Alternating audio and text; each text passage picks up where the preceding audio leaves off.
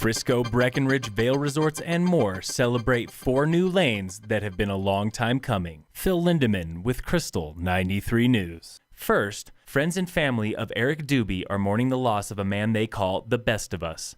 On Friday, the Howard Head physical therapist was mountain biking in Moab when he died of a genetic heart condition. He was riding on Captain Ahab Trail south of town. The Summit Daily reports that Doobie's family will host a memorial this Saturday in Chicopee, Massachusetts, near his family home. Friends in Breckenridge are planning a local memorial. Stay tuned for details on that in coming days.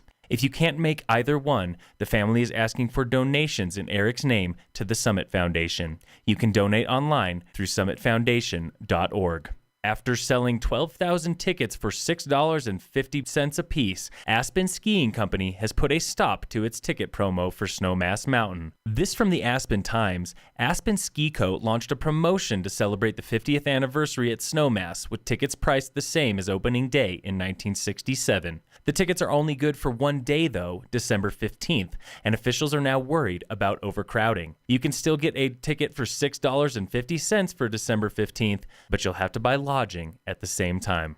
If you've never read a David Sedaris essay before, the NPR host and social commentator can come across as sarcastic, jaded, and acerbic, and that's exactly the point. It's a very dry, sarcastic humor, very cutting, very, very funny, very smart type of commentary. That was Rob Wolf, executive director for Breck Create and a big Sedaris fan. Sedaris returns to Breckenridge for a third time this Thursday, bringing with him stories from his newest collection titled Theft by Finding. It's a book of journal entries from 1977 until 2002, all edited and revised for the public, but still with the author's unique worldview. You know, he does actually readings from the book, but he also sort of goes off script and goes off on tangent on different things in the world. Joining Sedaris in Breckenridge is his friend and editor, Jeffrey Jenkins. He also recently released a book titled David Sedaris Diaries, a visual compendium. It's an artistic counterpart to Theft by Finding and gives readers a new visual taste of what's going on inside Sedaris' head. Sort of a visual, almost coffee table book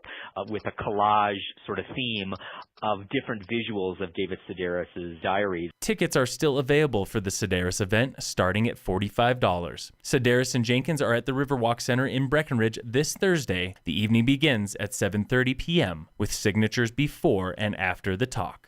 After more than 2 years of construction and nearly 5 years of planning and waiting, 4 lanes are now open between Frisco and Breckenridge at Farmers Corner, nearly eliminating one of the tightest traffic bottlenecks in Summit County. I never thought we would be this busy that we would need this, and truly, we need this. That was Breckenridge Mayor Eric Mamula at the ribbon-cutting ceremony for Iron Springs earlier this afternoon near the shores of Lake Dillon. The $22.6 million project was a long time in the making, and more than 7 local, state, and federal authorities had a hand. Most of those partners, including the town of Breck and Vail Resorts, chipped in more than $300,000 to make the project a reality. John Cater with the Federal Highway Association said the project is a true example of collaboration. A whole series of partners came together to common goal to solve a transportation problem. And that doesn't happen everywhere. Sometimes you can't get everybody to come together and things don't happen. Cater also called the project a major win for travelers of every type. Not only did the project lead to 4 new lanes for tens of thousands of cars each year, it also led to a new recreation path, which now winds along the banks of Lake Dillon like the old Highway 9 alignment. This is a win for locals and visitors alike. That's not just recreation, it's also transportation for people as well. And so it's important we do multiple things with our projects, and that's a great example of that. One caveat for the new opening: all 4 lanes might not open until late afternoon or early tomorrow. The ceremony simply tied a bow on a project that has been in the making since 2013. Phil Lindeman with Krystal 93 News.